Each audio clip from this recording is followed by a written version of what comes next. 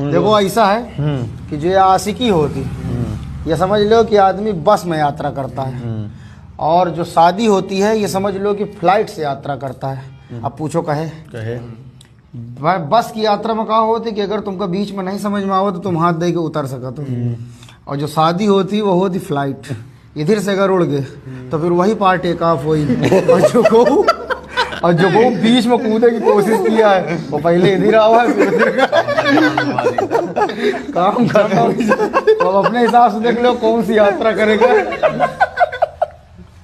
देखो ऐसा है कि जो ये आशिकी होती, ये समझ लो कि आदमी बस में यात्रा करता है, और जो शादी होती है ये समझ लो कि फ्लाइट से यात्रा करता है। अब पूछो कहे भाई बस की यात्रा में कहा होती कि अगर तुमको बीच में नहीं समझ में आओ तो तुम हाथ दे के उतर सकते हो, और जो शादी होती वो होती फ्लाइट।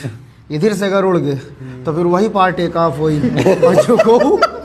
और जो वो बीच में कूदने की कोशिश किया है वो पहले इधर आवा है फिर उधर का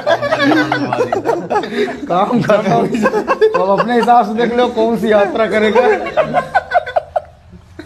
देखो ऐसा है कि जो ये आशिकी होती, ये समझ लो कि आदमी बस में यात्रा करता है, और जो शादी होती है ये समझ लो कि फ्लाइट से यात्रा करता है। अब पूछो कहे भाई बस की यात्रा में कहा होती कि अगर तुमको बीच में नहीं समझ में आओ तो तुम हाथ दे के उतर सकते हो, और जो शादी होती वो होती फ्लाइट। इधर से अगर उड़ गए तो फिर वही पार टेक ऑफ हुई, और जो